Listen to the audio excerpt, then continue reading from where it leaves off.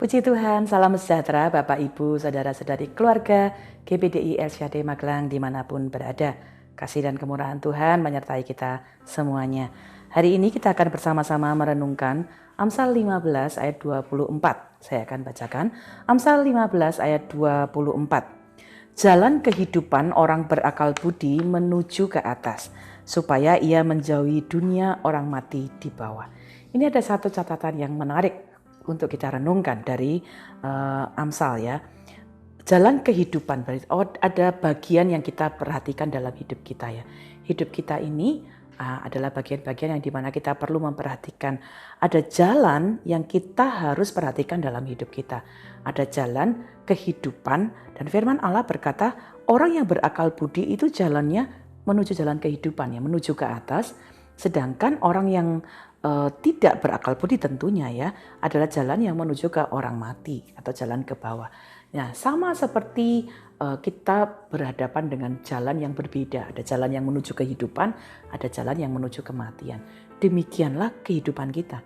Ya, setiap kita punya pilihan untuk menentukan kita mau melewati jalan yang mana, jalan kehidupan atau jalan kematian. Setiap pilihan kita itu akan mengarahkan kita kepada keputusan-keputusan kita yang akan menuju kepada sesuai dengan pilihan kita. Kalau pilihan kita adalah pilihan-pilihan yang bijaksana, tentunya akan membawa kita menuju ke perkenanan Tuhan, mendapatkan berkat-berkat Tuhan, dan bahkan ada janji kehidupan yang kekal. Sebaliknya, kalau kita pilihan-pilihan hidup kita tidak bijaksana, pilihan-pilihan kita tidak sesuai dengan kehendak Tuhan, maka akan menuju kepada kegagalan, bahkan firman Allah berkata kepada kebinasaan di dunia yang akan datang. Jadi hari ini kita perlu merenungkan ya apa yang menjadi dasar kita memilih dalam banyak hal kehidupan kita. Ya, waktu kita memilih jalan-jalan kehidupan kita, ada beberapa hal yang kita bisa lihat ya. Ada orang yang memilih berdasarkan kesombongannya. Aku sudah tahu, aku sudah punya pengalaman, saya sudah tahu.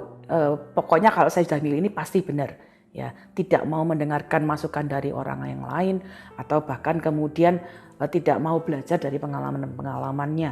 Ya, hanya berdasarkan kepada pemikirannya sendiri.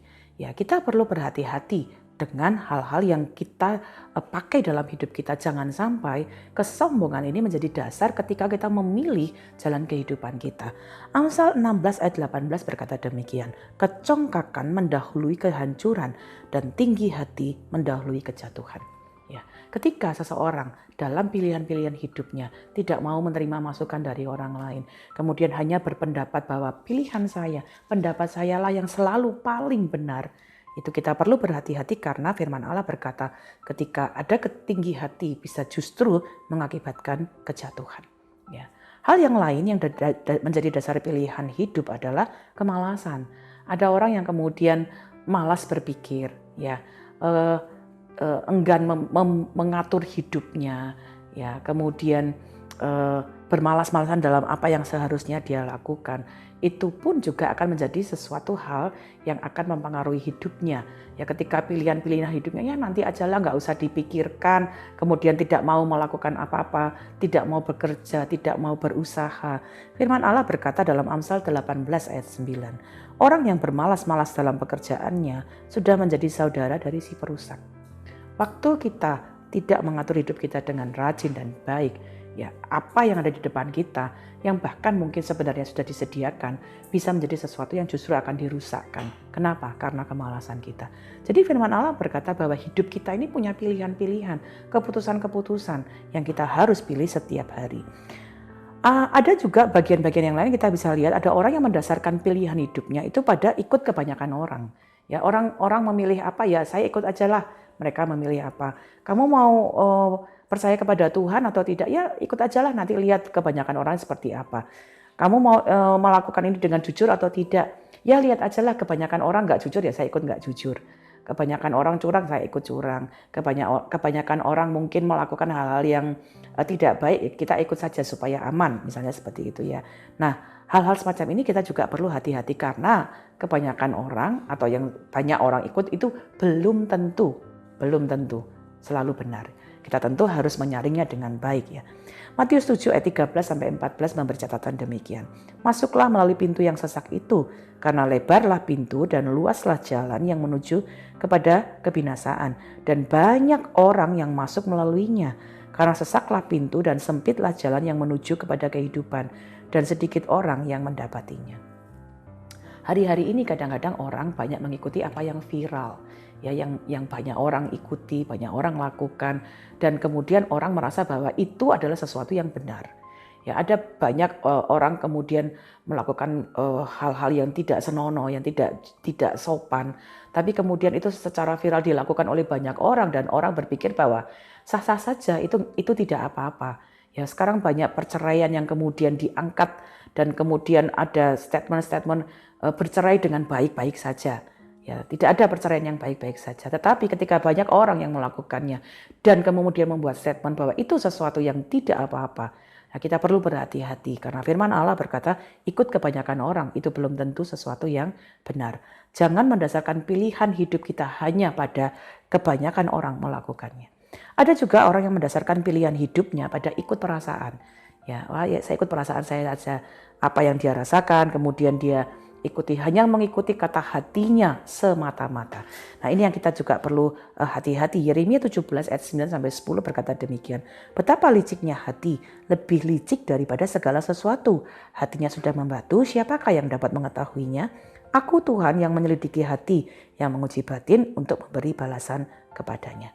Jadi kalau kita kemudian perlu berhati-hati ya pada kesombongan, kemalasan, ya ikut kebanyakan orang atau hanya ikut perasaan, apa yang kita bisa kemudian jadikan pedoman supaya ketika kita memilih jalan hidup kita, pilihan kita tidak salah.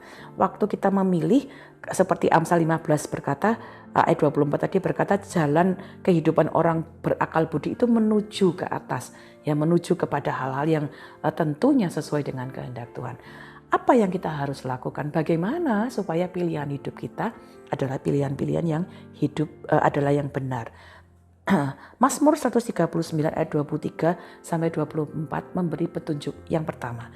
Bagaimana supaya kita dapat memilih yang baik? Nomor 1, mintalah pimpinan Tuhan. Mazmur 139 ayat 23-24 memberikan penjelasan demikian. Pemazmur menuliskan, selidiki aku ya Allah, kenalah hatiku, ujilah aku dan kenalah pikiran-pikiranku. Lihatlah apakah jalanku serong dan tuntunlah aku di jalan yang kekal. Bapak Ibu Saudara, kita diberi kehidupan oleh Tuhan. Kehidupan di dalam dunia ini, waktu kita mau menjalaninya, kita mau membuat keputusan, bahkan kita mau, bahkan ada keinginan-keinginan dalam hati kita, mari izinkan itu ada di dalam pimpinan Tuhan. Jangan pernah berhenti untuk berdoa, minta pimpinan Tuhan. Tuhan, saya punya keinginan ini. Saya punya keinginan melanjutkan pendidikan di bidang ini. Tuhan, saya punya keinginan memperluas bisnis saya. Tuhan, saya punya keinginan akan hal A, B, C, dan D. Mari kita pakai prinsip yang sama seperti pemazmur. Tuhan, selidiki hatiku. Apakah keinginanku ini sesuai dengan Engkau atau tidak? Tuhan, kenalah pikiranku. Tuntunlah aku ya. Permohonan dari pemazmur ini kiranya juga menjadi permohonan kita. Atas segala hal keputusan kita, keinginan kita, bahkan pemazmur berkata pikiran-pikiran kita. Waktu kita mau minta tuntun oleh Tuhan, apa yang ada dalam pikiran-pikiran kita pun adalah pikiran-pikiran kita yang akan menjadi pikiran-pikiran sesuai dengan kehendak Tuhan. Jadi, izinkan kita memeriksa diri kita, mohon Tuhan membantu kita bagaimana kita memilih, bagaimana kita memutuskan, ya, apa yang kita boleh lakukan, apa yang kita tidak boleh lakukan. Jadi pertanyaannya, apakah kita pakai firman Tuhan setiap hari? Apakah kita merenungkan firman Tuhan setiap hari? Mari kita belajar untuk mengarahkan hidup kita kepada Tuhan. Karena waktu kita ada di dalam kebenarannya, firman Tuhan menolong kita supaya tidak hidup menurut keinginan kita sendiri. Kenapa? Kalau kita hanya mengikuti keinginan kita sendiri, Yakobus 3 ayat 14-16 berkata demikian. Jika kamu menaruh perasaan iri hati dan kamu mementingkan dirimu sendiri, janganlah kamu memegahkan diri dan janganlah berdusta melawan kebenaran. Itu bukanlah hikmat yang datang dari atas, tetapi dari dunia, dari nafsu manusia, dari setan-setan. Sebab di mana ada iri hati dan mementingkan diri sendiri, di situ ada kekacauan dan segala macam perbuatan jahat. Jangan mengorbankan masa depan kita atau pilihan hidup kita karena kita mementingkan diri kita sendiri. Ya mari kita belajar minta kebijaksanaan dari Tuhan. Melalui kita baca firman-Nya, kita berdoa, ya, dan akan ada tuntunan Tuhan dalam hidup kita. Bukan hanya minta pimpinan Tuhan, ya di dalam doa kita juga minta petunjuk secara spesifik melalui firman-firman-Nya. Ya karena Mazmur 19 ayat 8 berkata begini, Taurat Tuhan itu sempurna, menyegarkan jiwa.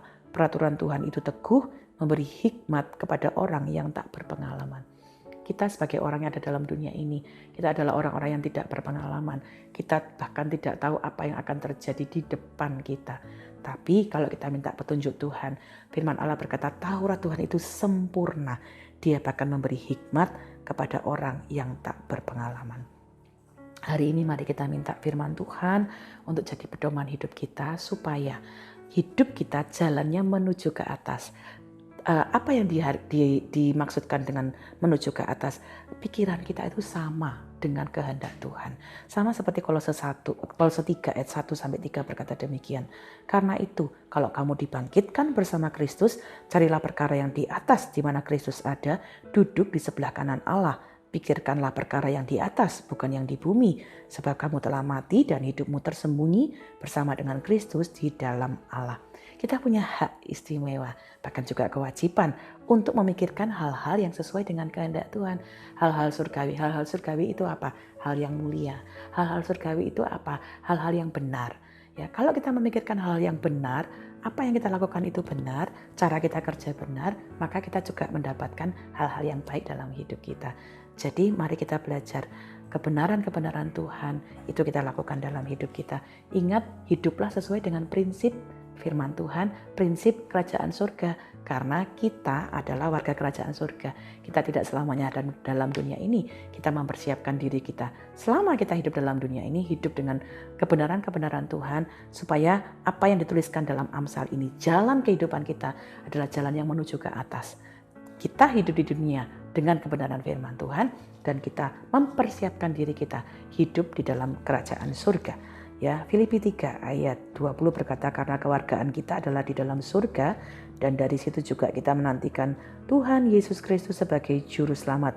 Ayat 21, yang akan mengubah tubuh kita yang hina ini sehingga serupa dengan tubuhnya yang mulia, menurut kuasanya yang dapat menaklukkan segala sesuatu kepada dirinya. Mari hidup dalam kebenaran. Di dunia ini kita hidup dalam kebenaran, siapkan diri kita sampai kita pun ada di dalam kebenaran bersama dengan Bapa dalam hidup yang kekal. Seperti Amsal 15 ayat 24. Jalan kehidupan orang berakal budi menuju ke atas, supaya ia menjauhi dunia orang mati di bawah. Kita hidup dalam kekekalan, hidup dalam hidup bersama-sama dengan Tuhan. Puji Tuhan, terima kasih Bapak Ibu telah mengikuti Renungan 79. Kiranya ini dapat menjadi berkat dalam hidup kita. Kejar hal-hal surgawi, kejar hal-hal yang sesuai dengan kehendak Tuhan.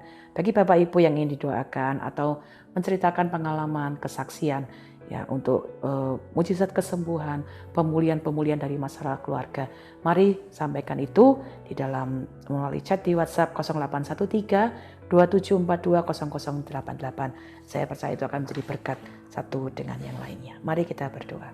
Bapa, kami mengucap syukur bahwa dalam hidup ini ketika kami memiliki banyak pilihan-pilihan yang kami harus ambil dalam jalan kehidupan, kami dapat belajar untuk melakukannya sesuai dengan kehendak-Mu. Tolong kami untuk belajar ada dalam pimpinan Tuhan, ada dalam petunjuk-petunjuk firman-Mu, supaya jalan kami adalah jalan yang menuju kebenaran-Mu, bukan menuju sesuai dengan kepentingan-kepentingan kami, tapi kami hidup sesuai dengan kebenaran-Mu, supaya kami bahkan dapat menuju kepada kebenaran yang abadi bersama dengan Engkau. Berkati seluruh keluarga GBDI El Shaddai Magelang, supaya keputusan kami, apa yang kami lakukan dalam kehidupan sehari-hari, disertai oleh firman-Mu dan ada menjadi keputusan-keputusan yang ada di dalam kebenaran-Mu. Terima kasih Bapa. Ya Tuhan, tolonglah seluruh keluarga GBDI El Shaddai Magelang menuruti segala perintah-Mu. Kami diam di dalam-Mu ya Allah, dan Engkau ya Allah di dalam kami. Dengan demikian kami mengetahui bahwa Engkau ya Allah ada di dalam kami, yaitu roh yang telah Engkau karuniakan kepada kami. Terima kasih Bapa. Kami mengucap syukur di dalam nama Tuhan Yesus Kristus. Haleluya.